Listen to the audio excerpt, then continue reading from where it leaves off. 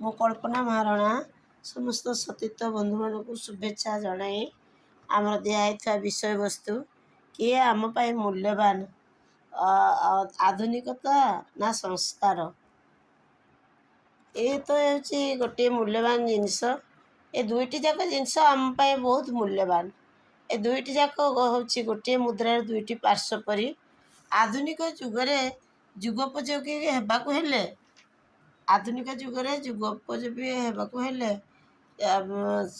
ଆଧୁନିକତା ସହିତ ଖାପ ଖୁଆଇ ଚଳିବାକୁ ପଡ଼ିବ। କିନ୍ତୁ ଆଧୁନିକତା ନାଁରେ ବ୍ୟଭିଚାରିତା ନୁହଁ। ନିଜର ସମ୍ମାନକୁ ତଳିତଳାନ୍ତ ନକରି ଆଧୁନିକତା ପଛରେ ନ ଗୋଡ଼ାଇ ସେଥିରୁ ଆମକୁ ପ୍ରକୃଷ୍ଟ ଉପକାର ଜିନିଷକୁ ବାଛି ଗ୍ରହଣ କରିବାକୁ ପଡ଼ିବ। ଅନ୍ୟମାନଙ୍କ ଆଖିକୁ ଯେଉଁଟା ଭଲ ଦେଖାଯିବନି, ଯେଉଁଟା ଗ୍ରହଣୀୟ ନୁହେଁ, ସେସବୁକୁ ଆମକୁ କରିବା ଉଚିତ ନୁହଁ। ଯେଉଁଟାର ଭଲ ଦେଖାଯିବ, ସମାଜ ପ୍ରତି ଆଦୃତ ହେବ ଏବଂ ପାଞ୍ଚ ଲୋକରେ ଆମେ ପ୍ରତିଷ୍ଠିତ ହୋଇପାରିବା, ସେହିପରି କାମ କରିବା ଉଚିତ।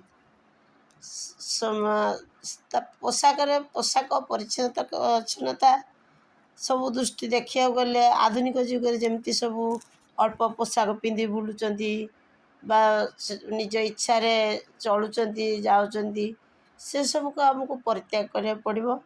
ଗୋଟେ ରୁଚିବନ୍ତ ପୋଷାକ ପତ୍ର ପିନ୍ଧି ବାହାରକୁ ବାହାରିବାକୁ ପଡ଼ିବ।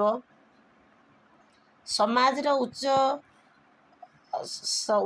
ସ୍ଥାନକୁ ଆମକୁ ଯିବାକୁ ପଡ଼ିବ, ହେଲେ ତା ଭିତରେ ବି ଆମର ନିଜର କିଛି ରୁଚି ରଖିବାକୁ ପଡ଼ିବ। ପୋଷାକରେ ଅଳ୍ପ ଛୋଟ ପୋଷାକ ନ ପିନ୍ଧିକି ପିଲାମାନଙ୍କୁ ବି ଆମର ଶିକ୍ଷା ଦେବା ଉଚିତ ଯେ ଏତେ ଛୋଟ ପୋଷାକ ପିନ୍ଧିକି ବାହାରକୁ ବୁଲିଯିବା, ପାଞ୍ଚ ଜଣଙ୍କ ଆଗରେ ଯାଇକି ଛିଡ଼ା ହେବା, ଏସବୁ ଆମର ସଭ୍ୟତାକୁ ନଷ୍ଟ କରୁଛି। ଏସବୁ ପିଲାମାନଙ୍କୁ ଶିଖାଇବାକୁ ପଡ଼ିବ। ଆଉ ମନ ଇଚ୍ଛା ପୁଅ ଝିଅ ସାଙ୍ଗସାଥି ହେଇ ବୁଲିବା, ଏଠି ସେଠି ବସି ଗପ ମାରିବା, ମନ ଇଚ୍ଛା କିଏ କାହା ଗାଡ଼ି ପଛରେ ବସି ବୁଲିବା, ଏସବୁ ନିଜେ ଶୃଙ୍ଖଳିତ ଭାବରେ ଯେଉଁଟାକି ପାଞ୍ଚ ଲୋକ ଆଖିକି ଖରାପ ଲାଗିବନି, ସେସବୁ ଆମକୁ କରିବାକୁ ପଡ଼ିବ। ଆଉ ଗୁରୁଜନ ହିସାବରେ ଗୁରୁଜନମାନଙ୍କୁ ସମ୍ମାନ ଦେବ, ତାଙ୍କ କଥାକୁ ଶୁଣିବ ଏବଂ ତାଙ୍କୁ ମାନିକି ଚଳିଲେ ଆମେ ଆଧୁନିକତାକୁ ବି ରକ୍ଷା କରିପାରିବା ଏବଂ ତାଙ୍କର ଗୁରୁଜନମାନଙ୍କର ସମ୍ମାନ ମଧ୍ୟ ରହିବ।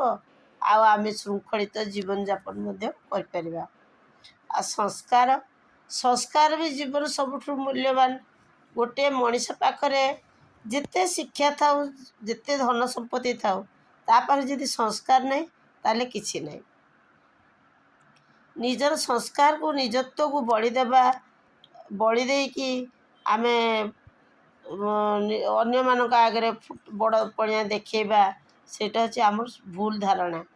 ସଂସ୍କାର ଅର୍ଥ ତା'ର ନିଜର ଶିକ୍ଷା ଦୀକ୍ଷା ଆଉ ରକ୍ଷଣଶୀଳତା। ସଂସ୍କାର ଯଦି ନିଜ ପାଖରେ ଥିଲେ ନିଜ ପରିବାର ପାଖରେ ମଧ୍ୟ ରହିବ। ଆଉ ଆମ ପିଲାମାନେ ଶିଖିବେ କି ଜଣେ ଗୁରୁଜନ ଲୋକ ବି ଜଣେ ଲଘୁଜନ ଲୋକଠୁ ବି ସଂସ୍କାର ଶିଖିପାରିବ। ଯେଉଁଟା ଉପଯୁକ୍ତ ହେଇଥିବ ସେ ନିଶ୍ଚୟ ଗ୍ରହଣ କରି ନେବ। ଯଦି ପାଠ ପଢ଼ିବା ସାଙ୍ଗରେ ଆମେ ସବୁବେଳେ ପାଠ ପଢ଼ା ଭିତରେ କେତେ ଭଲ ସଂସ୍କାର ଅଛି, ଭଲ ଗୁଣ ଅଛି, ନୀତି ନିୟମ ଅଛି, ସେସବୁକୁ ଆମକୁ ମାନିବାକୁ ପଡ଼ିବ, ଶିଖିବାକୁ ପଡ଼ିବ। ଗୁରୁଙ୍କ ପାଖରେ ବି ଶିକ୍ଷା ଲାଭ କରୁଛେ ଆମେ, ଗୁରୁଙ୍କ ପାଖରେ ବି କିଛି ଶିକ୍ଷା ଆମେ ସଂସ୍କାର ଶିଖିପାରିବା। ବାପା ମା', ନିଜ ପରିବାର, ସମାଜ, ସବୁଠି କିଛି ନା କିଛି ସଂସ୍କାରମୂଳକ କାର୍ଯ୍ୟ ରହିଛି, ଆମେ ସେଥିରୁ କିଛି ଶିଖିପାରିବା। ପିଲାବେଳୁ ସବୁ ଜିନିଷର ପ୍ରତି କେମିତି ଯତ୍ନ ନେବା, ଗଛଟିଏ ଲଗେଇବା, ଗଛଟିଏ ଲଗେଇଲେ ଆମେ କେମିତି ମୁକ୍ତ ଅମ୍ଳଜାନ ପାଇପାରିବା, ସେ ବିଷୟରେ ପିଲାମାନଙ୍କୁ ଶିକ୍ଷା ଦେବା ଏବଂ ପରିବେଶକୁ କେମିତି ସଫା ସୁତୁରା ରଖିବା, ନିଜ ଘରଠୁ ଆରମ୍ଭ କରିକି ଆମର ସାହି ପଡ଼ୋଶୀ, ପାଖ ପଡ଼ୋଶୀ, ଗାଁ ସହର, ଏସବୁ ପିଲାମାନଙ୍କୁ ବି ଆମେ ଶିକ୍ଷା ଦେବା ଦରକାର। ଏଠି ସେଠି ଜିନିଷ ନ ଫୋପାଡ଼ି ଠିକ୍ ଭାବରେ ଶୃଙ୍ଖଳିତ ଭାବରେ ଯେଉଁଠି ଡଷ୍ଟବିନ୍ରେ ପକାଇବ ଆଉ ସଫା ସୁତୁରା ରଖିବ, ଏଇସବୁ ପିଲାମାନଙ୍କୁ କି ନିଜେ ମଧ୍ୟ ଶିଖିବା ଦରକାର। ଅତି ଉଦ୍ଧତ ହେଇକି ବଢ଼ିବା, ଗୁରୁଜନମାନଙ୍କୁ ସମ୍ମାନ ନ ଦେବା, ତାଙ୍କ କଥା ନ ଶୁଣିବା, ଏସବୁ ଆମ ସଂସ୍କାରରେ ନାହିଁ।